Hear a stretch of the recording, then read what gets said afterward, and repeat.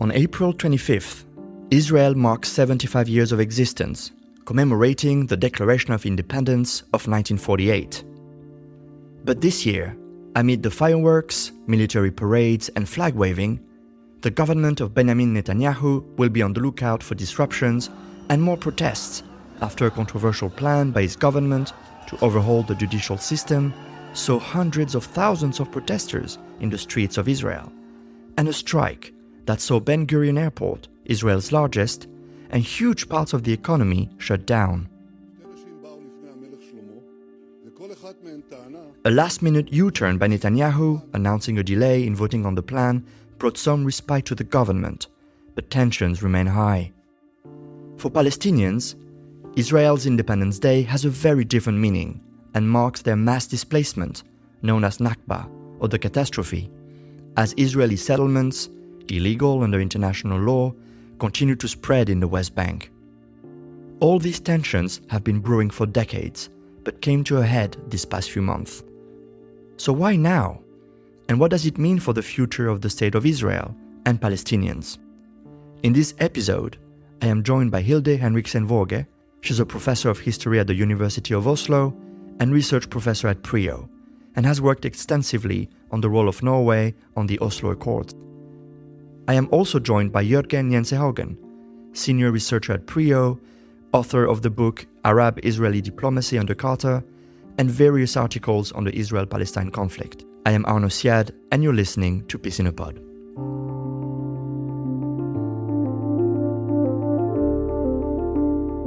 Hilda, Jørgen, welcome both. So it's fair to say Israel has made the headlines several times in recent months, perhaps more than usual. We've had this extraordinary return by Benjamin Netanyahu at the very end of December 2022 as prime minister with a far-right coalition, in itself extraordinary too as well, and a judicial reform that brought hundreds of thousands of Israelis into the streets across many weeks. Hilde, you're a historian. Has Israel seen a crisis like this before? I think I will say no, but it's nothing new that there is demonstrations, people taking to the streets, hard political debates in Israel. But Israel, all the way back since 1948, has been a democracy for the Israelis, for the Jewish Israelis. And they have kind of established this welfare state, this state with very good political rights for their citizens, a strong trade union, a kind of model society, it was seen as in Europe and in Norway. But this society has changed a lot. And we have never, ever in Israel seen hundreds of thousands marching out in the streets against their own government for weeks and weeks and weeks. So this is something new. This is definitively a political crisis. And indeed, on March 11th, protest organizers said that as many as 500,000 demonstrators took to the streets. And that's a lot of people for a nation of roughly 9.5 million people. Israeli newspaper Haaretz called it the largest demonstration in the country's history. So, Jørgen, who were those protesters on the streets, and were you surprised by the scale of it? Yes, I was surprised by the scale of it. So I think I would answer in two parts. So in terms of who participated, it was generally large swaths of Israeli society, but I think in general it was dominated by leftists and centrists, secularists. It was dominated by, to a large degree, sort of the tech society, the economic, the modern type society as we think of that. But I think the other part of that, the answer is who was absent, who was not in the protests. And I think that is sort of a three-part answer. First, the Palestinian Israelis, the Palestinian citizens of Israel, they were absent.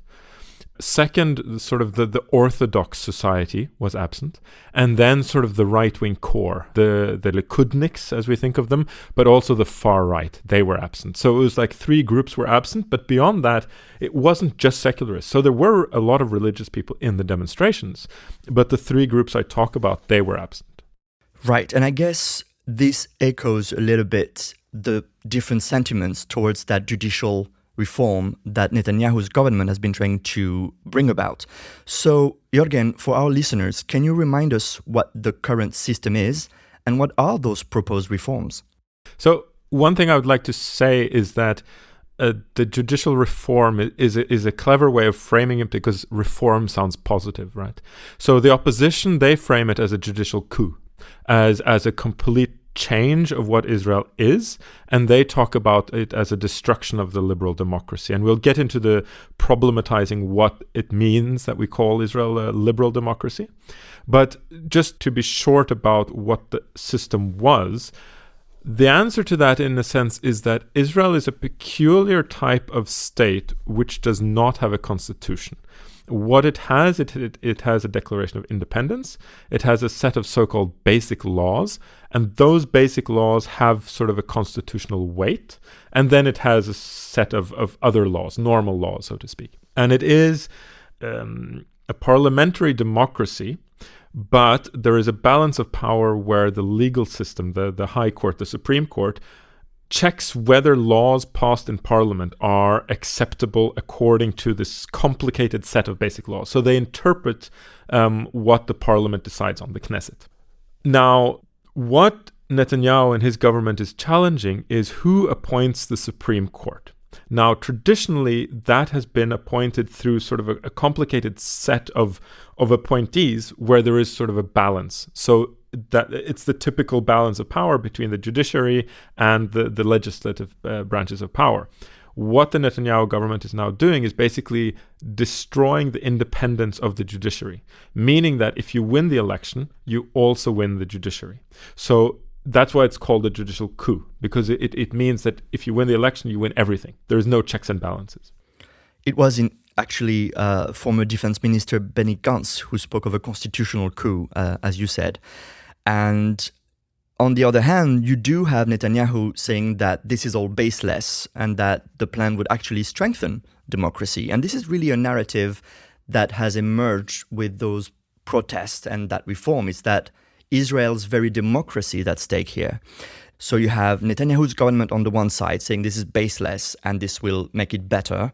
On the other hand, you have the leader of the opposition, Yair Lapid, who said this is extreme regime change. And then you have the Supreme Court president herself decrying those reforms, saying they would crush it and they would deal a fatal blow to democracy. So a lot of opposition from very strong voices in the country, but a prime minister who tells them that they are completely wrong. So, Hilda, is Israel's democracy under threat? I will say so. And I think that we should underline that now we are talking about the Israelis, the Jewish Israelis. We are for once not talking about the Palestinians who have Israeli citizenship or the Palestinians in the occupied territories. But I think that in order to understand this crisis, we have again to step back and kind of explain all the various groups that constitute the Israeli state. And in the beginning, we had with political power the Jews coming from Europe with a kind of European background. Then we had many, many Jews coming from the Middle East, immigrating to Israel after 1948, and they felt oppressed. Then again, we had in the 1990s about 1 million Russian Jews immigrating to Israel, who also felt that they was not heard. And then we have, in particular, the ultra-Orthodox Jews who really want to protect all their religious rights. And all these groups are now up against each other. But very many of them, the Likud party, where we have many conservative, we have many Russian Jews, we have the far-right party, we have the ultra-Orthodox party, they constitute the government. So they want to protect and continue to protect their rights. But they are now very challenged by the rest of the Israeli society, the more secular part of the society, who does not want all these groups to kind of stay in power and have all these rights. Yeah, so I think I want to add that we're talking about three types of tensions here at once, in a sense, on a systemic level. So as Hilda is pointing out, we can divide between sort of the Israeli Jewish society and the Palestinian society. So on sort of the Israeli Jewish society, this is kind of a battle between what we think of as liberal democracy, meaning that it's one person, one vote, but there is also a system of checks and balances and individual rights, and the system protects the individual. But there is also the question of populist democracy, which is also a form of democracy, but it's a different form of democracy. It means if you win 50.1% of the vote, you control everything because you are the majority. And that, in a sense, is what at stake. So Netanyahu is basically making a democratic argument, but it's not a liberal democratic argument. He's making the argument, look, we won the majority. We have 64 seats in the Knesset, i.e. the government, and therefore the legislature should belong to the people. But even that we, the government, isn't that straightforward, right? Because we saw on March 25th, the first dissent from within the government itself. Yoav Gallant, Israel's defense minister, said there was now a clear, immediate and real danger to Israel's security, with some Israelis saying that they wouldn't answer the call for military reserve duty if the reforms proceed. So the defense minister asked Netanyahu to pause the reform, and Netanyahu fired him before announcing that he would still keep him on for now. So that's really confusing. Hilda, can you tell us what happened and how solid is Netanyahu's coalition at this stage?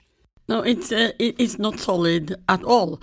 And to continue to talk about these groups that constitutes the government, it is mainly three kind of groups.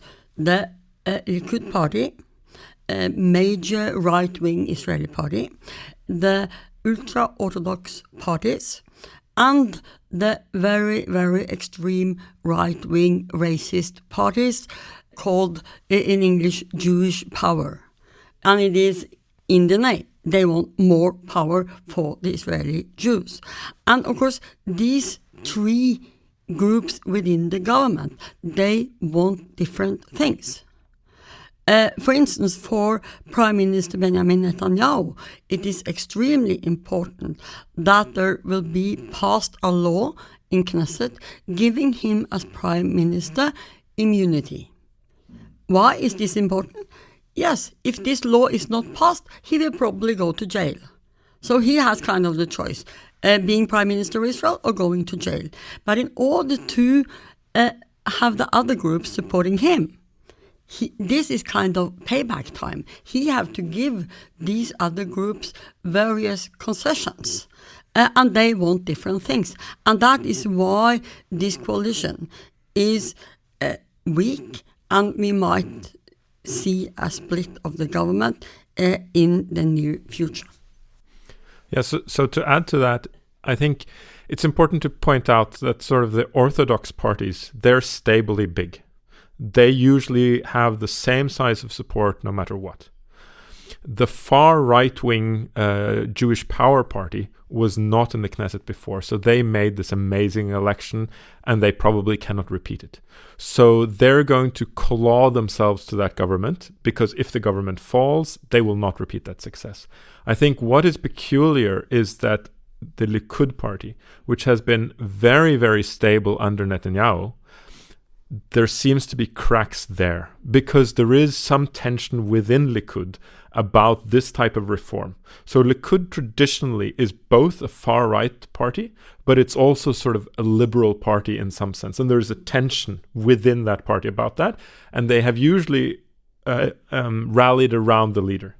But since this particular reform has met so much opposition, you see that in polls now, Likud is bleeding support. So if they lose election, or if the government falls, they will lose the next election. They will not repeat the kind of success they've had previously.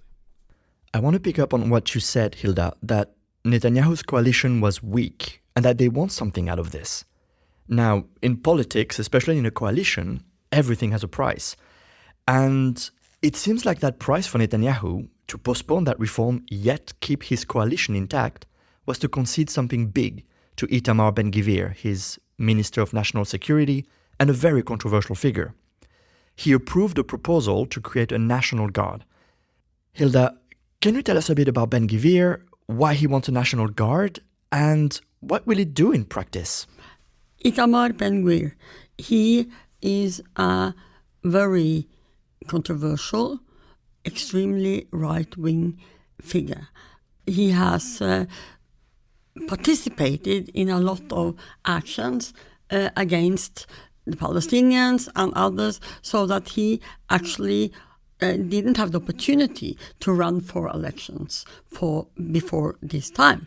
He is in a way seen as a criminal by many, but he has a larger and larger support base. And what he wants is that he wants to really strengthen the power of actually the Jews, of the Israelis, seeing this as the Holy Land, as their right to all the land. He wants to expand settlements on the West Bank. He wants to make legal, illegal settlements. He wants to have his own militia in order to support his extreme followers and so on and so forth. And he is creating a climate, both in Israel and within the government, that makes it very tense and very difficult, because he pinpoints every issue with the Palestinians to the extreme. So the problem for the government is Netanyahu going to do with this man? He's, after all, national security minister, and his best partner and friend Smotrich is the minister of finance. They have important positions in the government. So they continue to push for concessions to the cases that they see important. And this is Benjamin Netanyahu's biggest dilemma, because if he continue on that road, we will see the demonstrations again in the streets of Israel. Yeah, so just to add to that, Ben-Gvir represents what we think of as the most violent settlers. So usually in sort of typical media articles, you talk about the settlers as a uniform group. But there are 700,000 settlers, and most of them live in large settlement blocks where they as individuals don't even think of themselves as settlers. They think of themselves as living in suburbs close to Jerusalem, close to Tel Aviv. But when you look at the map, they're settlements. But the type of settlers Ben-Gvir comes from and supports and draws his support from, these are what is known as the hilltop youth. Basically people who individually build a small settlement deep inside Palestinian territory, often, within Palestinian cities, Hebron being the most famous, and engage in rampant violence against Palestinians, whether it's chopping down olive trees, burning cars, beating up Palestinians. These are, violent criminals, basically, stealing land on their own initiative. So in the international community, we talk about settlements as illegal, and they all are, right? But in the Israeli system, they talk about legal settlements and illegal settlements. The legal ones are these big blocks, but the illegal ones are the small ones that are set up. And it's the illegal settlements that Ben-Gvir really draws his support from. And it says a lot about Itamar Ben-Gvir that in his office he used to have a picture of Baruch Goldstein, the extreme Jewish settler who went into the mosque in Hebron and just shot down, I think, around 20 Palestinians while they were praying. This is kind of his hero. This is his policy. So this is extremely dangerous when it comes to the conflict with the Palestinians. Hilda mentioned Finance Minister Bezalel Smotrich, who leads the far-right religious Zionism party. On April 10th, him and Ben-Gvir, alongside thousands of settler activists and members of right-wing organizations, marched to Eviatar, an Israeli settlement in the West Bank. Organizers said the march was to strengthen the settler movement and pressure the government to allow the illegal outpost to be repopulated by Israelis. Interesting to note, Ben-Gvir was heckled by several participants who basically told him, "You're not doing enough. You're not protecting us." So, Netanyahu has 2 ministers from his government marching in those illegal settlements. Jürgen, is this something the Prime Minister publicly endorses? And also, if those settlers feel the government is not doing enough, how would that translate politically and on the ground? So it's important to make, I think, one distinction between the way Netanyahu thinks and the way Ben-Gvir and Smotrich think. They both, I'm using Ben-Gvir and Smotrich as one here, but both Netanyahu and Ben-Gvir and Smotrich think of the West Bank as sort of eternal Israeli territory, what they call Judea and Samaria. The difference is how they think about acquiring it. So the typical Netanyahu perspective is to be risk averse, to take a little bit here, a little bit there, talk softly, and build houses. The Smotrich Ben-Gvir way of doing it is basically, to hell with the consequences. This is ours. And they will build, they will talk offensively, they will violence is allowed. They're hardcore activists. They're not used to acting on the big, international stage where you have to say things carefully in the UN and to the US or whatever. They just act. And this is kind of Netanyahu's balancing challenge, right? He wants the same thing as them. But if you push too far, too fast, too loudly, too violently, you meet a lot of opposition. So let's say Netanyahu has a 50-year perspective. They have a 2-year perspective. I'm making up these numbers, but just to illustrate the type of difference in their thinking. And the type of short-term thinking that is bound to create more conflict. And what you see is a lot of the most radical settlers, they now feel that not only do they have the government tacitly on their side, they have active green light and ministers showing up to support their violence.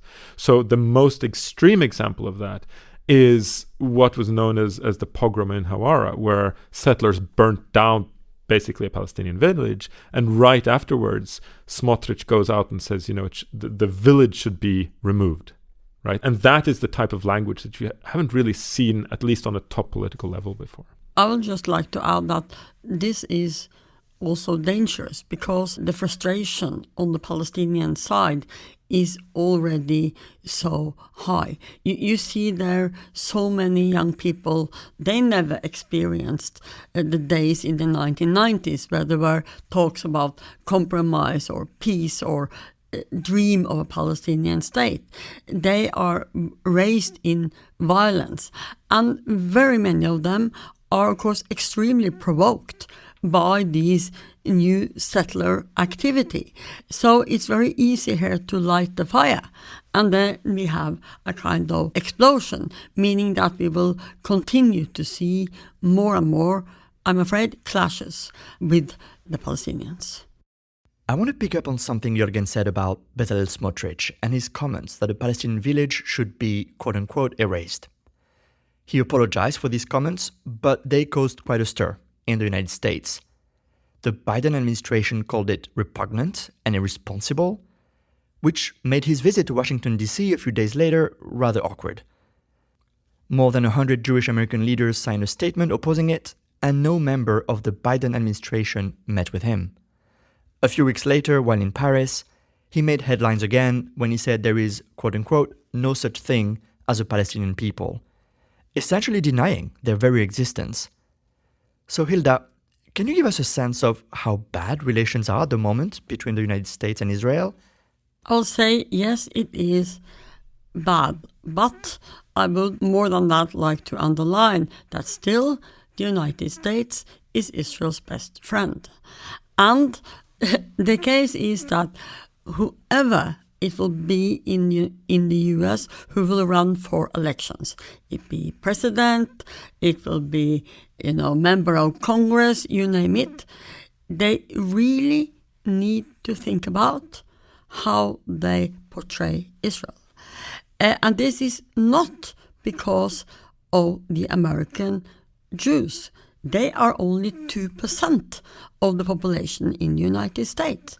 No, it's because these huge Christian, conservative majority almost, who sees Israel as a light in this Muslim terrorist darkness.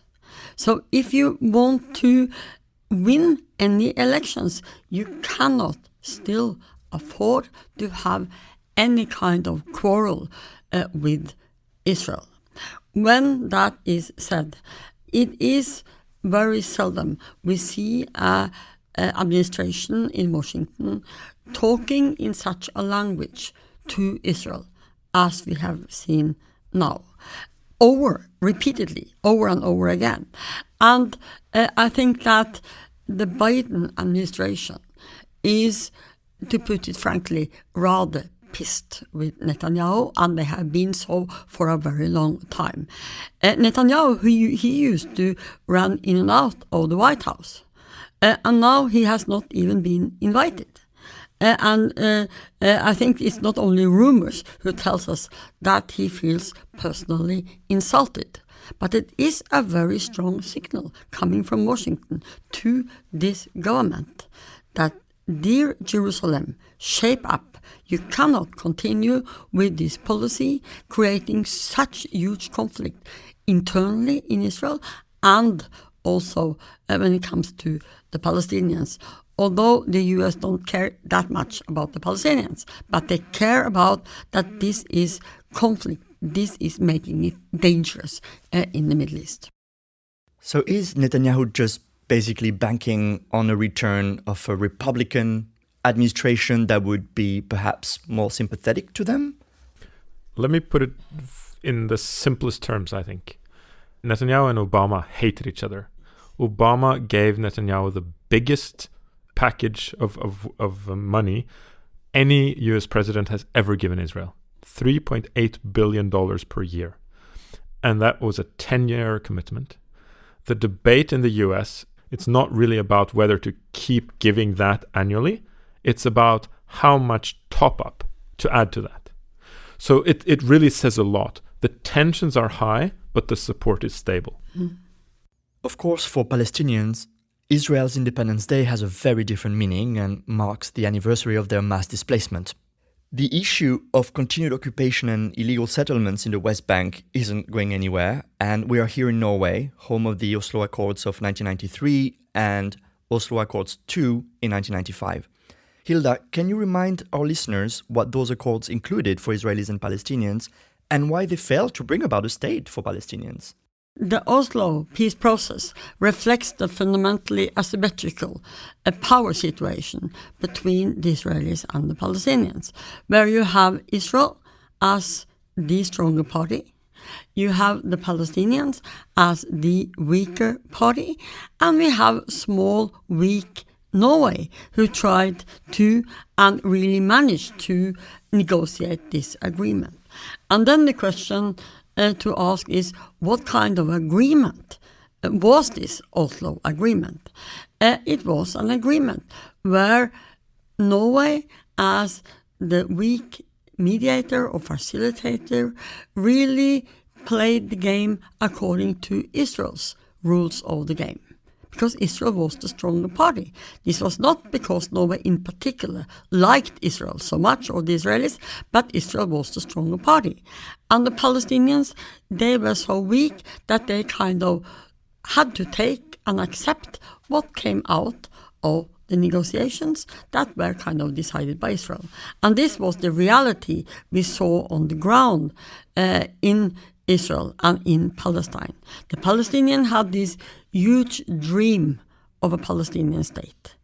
They thought that they gradually could work towards this solution. I think it was never Israel's intention at all. And today we see the result. And the result is even worse than it was before the agreement, and it has become worse and worse for every day. The Palestinians live under hard Israeli occupation. There is no horizon, there is no hope, there is no dream, and the situation gets worse for every day. And do you see a direct link between these Oslo Accords and what they ultimately failed to do, and the unrest we're seeing today in the streets of Israel. Absolutely. But not the unrest we see in the streets of Israel. Because in a way, the unrest in Israel is about how the situation is going to be for the Israelis. Of course, it's linked to the Palestinians. But the unrest we see in the Palestinian territories, there has never ever been killed so many Palestinians as the last year. And the killings continue, the clashes continue. And I think that the link here also to the Oslo Agreement is that these young Palestinians, they see no hope. They see no future. They are born after the Oslo Agreement was signed. They have never participated in anything called negotiations, compromise. So they see the only solution as armed struggle, pick up weapons, and go into clashes with the Israelis. We talked a lot today about that judicial reform, and on March 27th, Netanyahu announced that he would delay it until the next parliamentary session in May. He said, "When there is an option to avoid civil war through dialogue, I take a time off for dialogue." So this is not over, right? No, it's really just postponed. And we see the demonstrations, they continue. And it seems very clear that Netanyahu is going to push forward with this. And of course, Netanyahu has 3 overhanging court cases against him. So for him, it's really a race against time. And having challenged the judicial system so much, it's not as if the judicial system is going to back off in the 3 court cases against him. So perhaps he's really, pushed them to speed things up. And it also seems as if that the next big issue that's coming up, it is the question about the ultra-Orthodox community. They are about 13% of the Israeli population. And this community, they have a lot of privileges. The men don't have to do military service. Most of them don't work. They sit all day in these yeshivas, reading, from the Torah, all these studies of the Bible and so on. And they want to have their rights protected.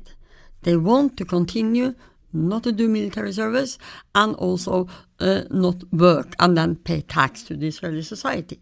But we can see that a huge majority of the Israeli society, they do not want to continue with giving all these extremely expensive concessions to this community.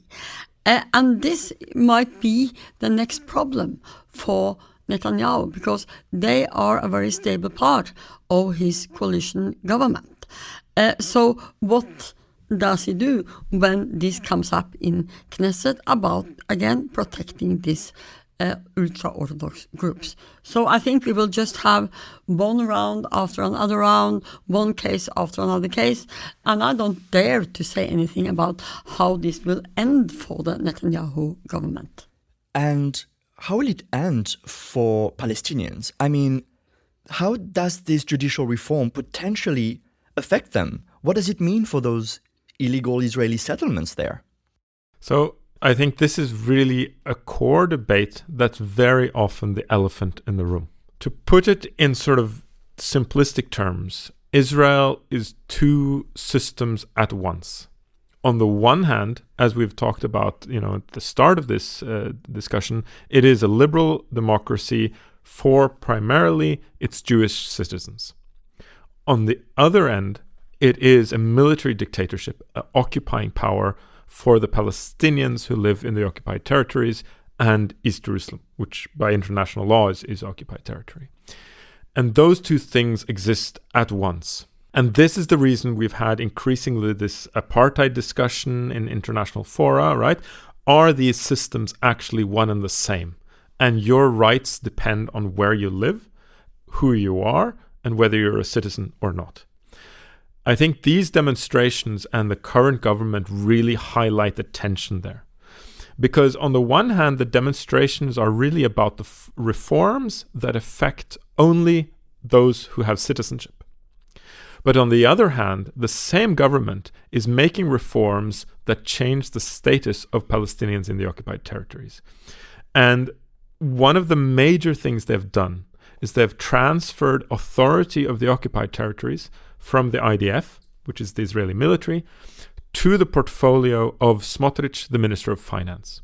What that means is the occupied territories are now under civilian Israeli administration. In legal terms, that means de facto annexation, meaning that the Israeli state now, in practice, considers the occupied territories part of Israel. And once they do that in practice, that means that we're in what we can call a one-state reality, with two parallel systems, a liberal democracy for the citizens and a military dictatorship for the non-citizens.